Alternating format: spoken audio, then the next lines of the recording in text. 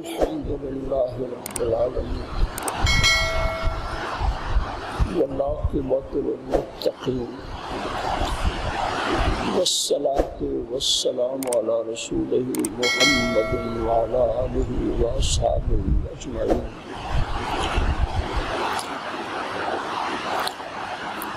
ما بعد فأعوذ بالله من الشيطان الرجيم. بسم الله الرحمن الرحيم. قد أفلح المؤمنون الذين هم في صلاتهم خاشعون والذين هم عن اللغو معرضون والذين هم للزكاة فاعلون والذين هم لفروجهم حافظون إلا على أزواجهم وما ملكت أيمانهم فإنهم غير ملومين فمن ابتغى وراء ذلك فأولئك هم العادون والذين هم لأماناتهم وعهدهم راعون والذين هم على صلواتهم يحافظون أولئك هم الوارثون الذين يرثون الفردوس هم فيها خالدون. صدق الله مولانا العظيم وبلغنا رسوله النبي الكريم. پانی لے آؤ، پانی رکھو میرے پاس، طبیعت ٹھیک نہیں، پانی رکھو میرے پاس، پانی طبیعت ٹھیک نہیں، تھوڑا تھوڑا پیتا رہو.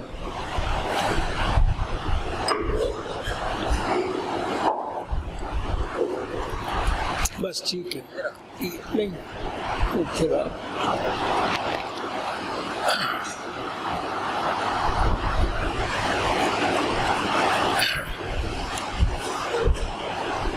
میرے دوستوں بزرگوں، وقت کس تیزی کے ساتھ گزرتا جا رہا ہے. اللہ تعالیٰ نے قرآن مجید میں فرمایا اللہ الذی خلقکم من ضعف. اللہ تعالیٰ نے تمہیں پیدا کیا، تم کمزور تھے. اللہ تعالیٰ نے تمہیں پیدا کیا، تم کمزور تھے. ثم جعل من بعد ضعف قوة. پھر اللہ تعالیٰ نے کمزوری کے بعد قوت پیدا کر دی، جوان ہو گئے. ثم جعل من بعد قوة ضعفا وشيبا. پھر اس کے بعد کمزوری بھی آ گئی، بڑھاپا بھی آ گیا. یہی 4 دن کی چاندنی پھر اندھیری رات. اللہ اللہ. آج میں نے جن آیتوں کا انتخاب کیا ہے یہ سورہ مومنون کی آیت ہے، جس میں اللہ تعالیٰ نے اپنے بندوں کی 7 صفتیں بیان فرمائی.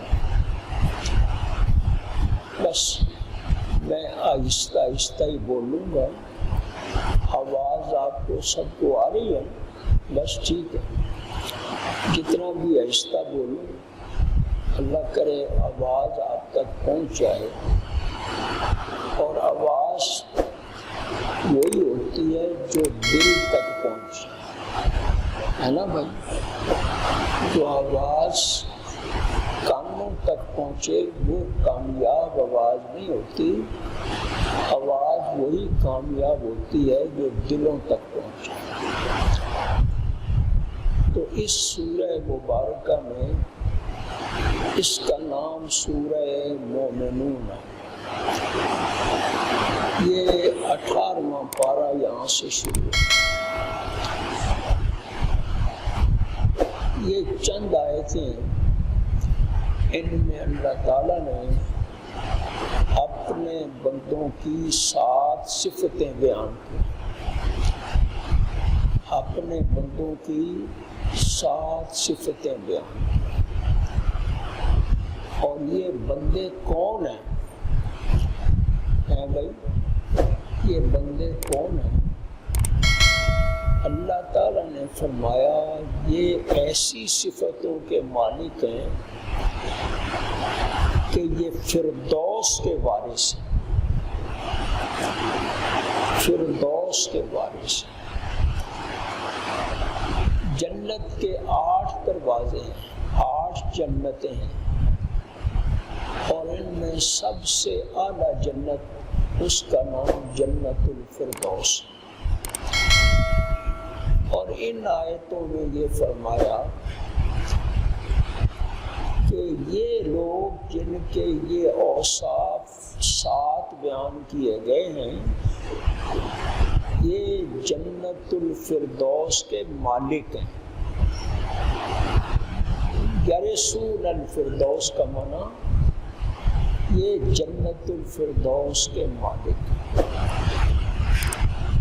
حضور اکرم صلی اللہ علیہ وسلم جب بھی دعا مانگتے تھے تو آپ جنت الفردوس کی دعا مانگتے تھے۔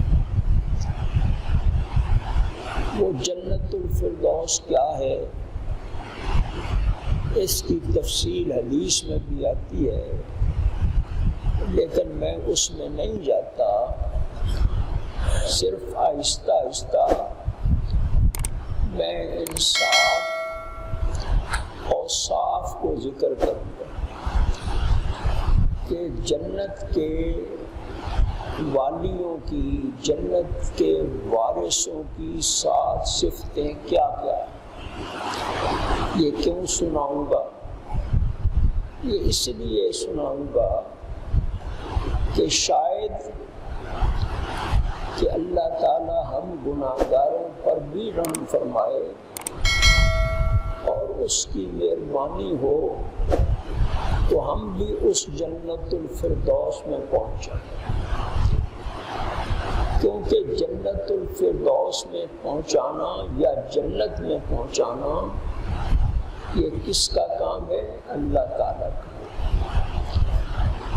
اور حضور اقدس صلی اللہ تعالی علیہ وسلم نے فرمایا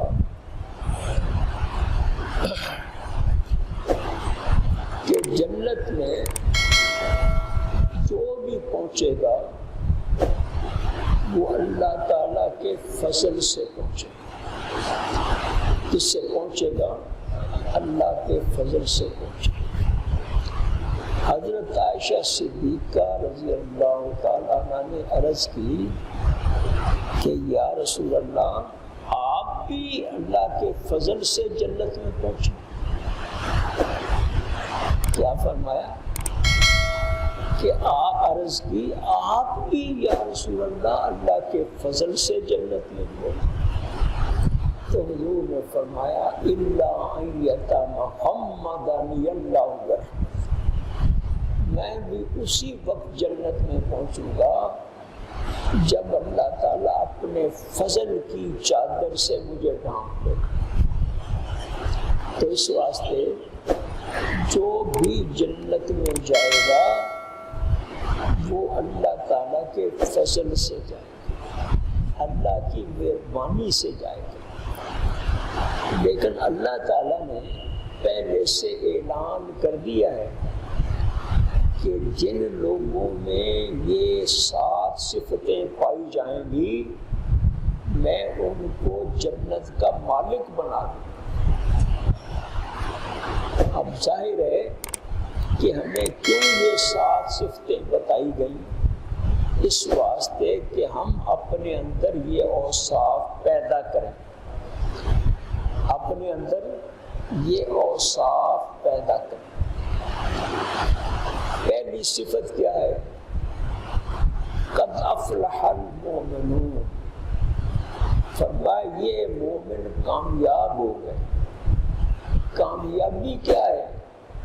کہ جنت الفردوس کے مالک بن جائیں گے۔ اس سے بڑی کامیابی کو اور پہلی صفت کیا بتائی کہ الذین هم فی صلاتہم خاشعون، وہ جو نہایت خشوع و خضوع سے نمازیں پڑھتے ہیں۔ ہماری طرح نہیں کہ نہ قیام کا پتہ چلتا ہے اور نہ رکوع کا، نہ رکوع کا پتہ چلتا ہے نہ سجدے کا، نہ سجدے کا پتہ لگتا ہے اور نہ سلام کا۔ ایسی جیسے ایکسپریس گاڑیاں چلتی ہیں ایسے ہم نماز پڑھ لیتے ہیں، چلو پڑھ تو لیتے ہیں، نہ اتنا بھی اللہ کا شکر ہے، لیکن ایک کمال کا درجہ ہوتا ہے نا، کمال کا درجہ، کمال کے درجے پر پہنچو گے تو جنت الفردوس کے مالک بنو گے نا۔ پہلا کمال کیا ہے؟ نماز کا، نماز، الذین هم فی صلاتہم خاشعون، وہ جو اپنی نماز میں خشوع کرنے والے، اللہ کے پاک باز بندے، تفسیر میں نہیں جاتا، بہت کم وقت ہوتا ہے کہ اللہ کے بندے ایسے تھے جنہوں نے کہا کہ تیر لگ گیا، یہ فاروق اعظم تھے، تیر لگ گیا تو کہا کیا کہ وہ تیر کھینچنا بڑی تکلیف دہ بات، تو فرمایا میں نماز میں مشغول ہو جاتا ہوں تو تم تیر نکال لو، یعنی جب میں نماز میں مشغول ہو جاؤں گا تو مجھے پتہ ہی نہیں چلے گا، میں اس طرف مصروف ہو جاؤں گا، آپ تیر نکال لیں۔ تو خیر بات یہ ہے کہ الذین هم فی صلاتہم خاشعون، پہلی بات کہ وہ لوگ جو اپنی نمازوں میں خشوع والے ہیں، عاجزی والے ہیں، دھیان والے ہیں۔ دوسری قسم کیا صفت فرمائی؟ یار دھیان سے سن لینا اور ساتھ یہ دعا کر دینا کہ اللہ تعالیٰ اپنے کرم اور فضل سے ہم گناہ گاروں کے اندر بھی یہ صفات پیدا کرتے ہیں۔ اللہ سے مشکل تو کوئی نہیں نا، ما ذالک علی اللہ بعزیز، اللہ پر تو کوئی مشکل نہیں، لیکن نیت تو کر لینا آج کہ یہ ساری صفتیں اللہ تعالیٰ ہمارے اندر پیدا کر دے اور ہم کوشش کریں، دھیان کریں۔ پہلی صفت کیا ہوئی کہ وہ نماز میں خشوع کرنے والے، عاجزی کے ساتھ نماز پڑھتے۔ دوسری بات یہ ہوئی والذین هم عن اللغو معرضون، کہ یہ بیہودہ کاموں سے اعراض کرتے ہیں۔ ایسے بیہودہ کام کون؟ جس میں نہ دنیا کا فائدہ نہ آخرت کا فائدہ، وہ کام بیہودہ ہے۔ جس میں نہ آخرت کا فائدہ نہ دنیا کا فائدہ، وہ بات، وہ کام بیہودہ ہے، اور عقل مند لوگ اس کے قریب بھی نہیں پھٹکتے۔ دو باتیں ہو گئی۔ تیسری بات کیا ہے؟ والذین هم للزکاۃ فاعلون، کہ جو لوگ نماز بھی پڑھتے ہیں اور زکوٰۃ بھی پابندی سے دیتے ہیں، خوش قسمت ہیں وہ لوگ جو اپنے پیسے کا ایک ایک پیسے کا حساب کرتے ہیں اور حساب کر کے شریعت کے تقاضوں کے مطابق وہ زکوٰۃ ادا کرتے ہیں۔ لمبی بات ہے، میں مختصر کر رہا ہوں نا بات کو۔ تو تیسری صفت یہ ہو گئی۔ چوتھی صفت کیا ہے؟ اللہ اکبر، والذین هم لفروجہم حافظون الا علی ازواجہم او ما ملکت ایمانہم فانہم غیر ملومین فمن ابتغی وراء ذلک فاولئک هم العادون۔ یہ چوتھی صفت، یہ فرمایا والذین هم لفروجہم حافظون، یہ فرمایا کہ جو اپنی شرمگاہوں کی حفاظت کرتے ہیں۔ اب دیکھو اس کی لمبی تفصیل ہے، میں حضور صلی اللہ تعالی علیہ وسلم کے ایک ارشاد پر اس کی تشریح کر دیتا ہوں اور وہ کافی ہے۔ حضور اقدس صلی اللہ علیہ وسلم نے فرمایا تم دو چیزوں کی میں یزمانو لی فرما با ما بین لحییہ ورجلیہ ازمان لہو جنہ۔ حضور نے فرمایا دو چیزوں کی تم مجھے ضمانت دے دو اور میں تمہیں جنت کی ضمانت دے دوں۔ دو چیزوں کی تم مجھے ضمانت دے دو، پڑھو نہیں پڑھنا کچھ نہیں، دھیان سے سنو۔ میں حضور صلی اللہ علیہ وسلم نے کیا فرمایا، جو شخص مجھے دو چیزوں کی ضمانت دے دے میں اس کو جنت کی ضمانت دوں۔ وہ دو چیزیں کیا ہیں؟ فرمایا ایک شرمگاہ اور ایک زبان، ایک شرمگاہ ایک زبان۔ جو زبان کو بھی میری مرضی کے مطابق چلائے اور اپنے ان اعضاء کو بھی میری مرضی کے مطابق استعمال کر دے، میں محمد الرسول اللہ اعلان کرتا ہوں کہ میں جنت میں اس کی ضمانت دیتا ہوں۔ اب کتنی ہو گئی؟ چار باتیں۔ پانچویں بات کیا ہوئی؟ والذین هم لاماناتہم وعہدہم راعون۔ پانچویں بات یہ ہے کہ وہ اپنی امانتوں کی حفاظت کرتے ہیں۔ یہ بھی مضمون بڑا لمبا ہے لیکن میں تو آج صرف اکتفا کر رہا ہوں ترجمے پر۔ یہ پانچویں بات کہ والذی جو امانت ہے، امانت میں خیانت نہیں کرتے۔ کتنے لوگ ہیں ہم جو امانت میں خیانت نہیں کرتے، اس کی تفصیل ہے، لیکن جنت کے مالک وہی بنیں گے جو امانت میں خیانت نہیں کرتے ہیں۔ اور اگلی بات کیا بتائی؟ چھٹی بات کیا بتائی؟ چھٹی بات یہ بتائی کہ وعہدہم راعون، اور کسی کے ساتھ عہد کریں تو اس عہد کو پورا کریں۔ کسی کے ساتھ عہد کریں تو عہد کو پورا کرتے ہیں۔ اب یہ 6 باتیں ہوں گی۔ 7ویں بات پھر یہ فرما دی کہ والذین هم علی صلاتہم یحافظون، کہ ایک ہے نماز عاجزی اور خشوع سے پڑھنا، اور دوسری بات کیا ہے؟ دوسری بات یہ ہے کہ نماز ہمیشہ پڑھنا، حفاظت کرنا نماز کی، یہ الگ سے بیان کیا۔ اب کسی سے پوچھو کہ بھئی نماز پڑھتے ہو؟ وہ کہے گا بالکل جی نماز پڑھتا ہوں۔ میں نے کہ کتنی نمازیں پڑھتے ہو؟ کہتے 3 تو پڑھ ہی لیتا ہوں نا، اور چلو 3 نہیں کبھی کبھی 2 بھی پڑھ لیتا ہوں۔ یہ نماز نہیں پڑھنا، یہ نماز پڑھنا نہیں۔ یاد رکھو نماز 5 نمازیں ایک نماز ہے۔ کیا میں نے کہا؟ 5 نمازیں ایک نماز ہے۔ جو ایک نہیں 5 نہیں پڑھتا وہ ایک بھی نہیں پڑھتا، یہ یاد رکھو۔ 5 نمازیں ایک نماز ہے۔ جو باقاعدہ 5 نمازیں پڑھے گا وہ نماز پر محافظت کرے گا، اور وہی اللہ تعالیٰ کے ہاں جنت الفردوس کا مالک ہوگا۔ یہ میں تو نہیں کہہ رہا، یہ تو رب تعالیٰ فرما رہے ہیں۔ یہ باتیں میں پھر گن لیتا ہوں۔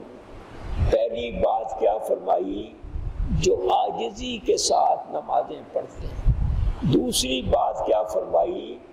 جو بیہودہ کاموں سے اپنے آپ کو بچاتے ہیں۔ تیسری، آپ کئی لوگ جو ہیں وظیفہ پڑھ رہے ہیں، یہ بھی بندہ وظیفہ پڑھ رہا ہے، بھائی وظیفہ نہ پڑھو، قرآن سنو، اس وقت قرآن سنو، وظیفہ بعد میں پڑھیں۔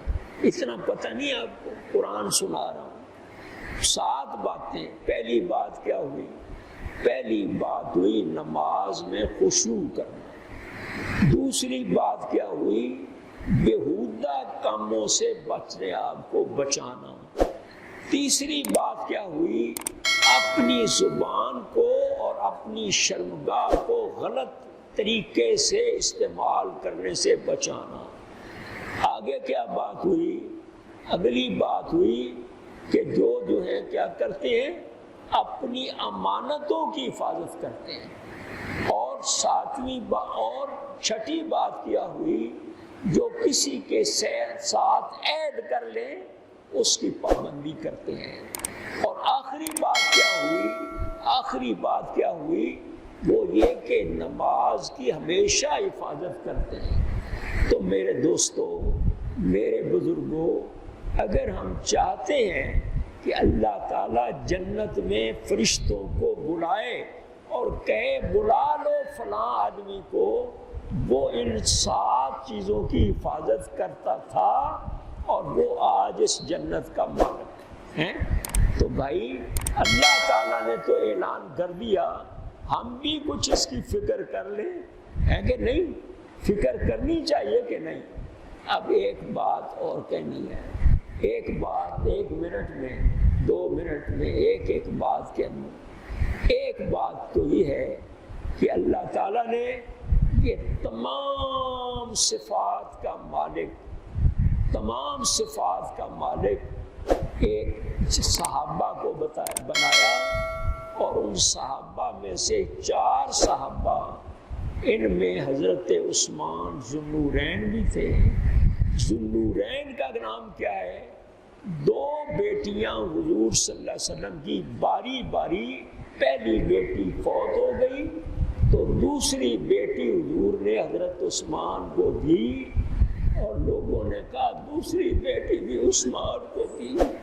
حضور نے فرمایا میری 40 بیٹیاں ہوتی، میری 40 بیٹیاں ہوتی، باری باری بڑھتی جاتی تو میں ساری عثمان کے نکاح دے دیتا۔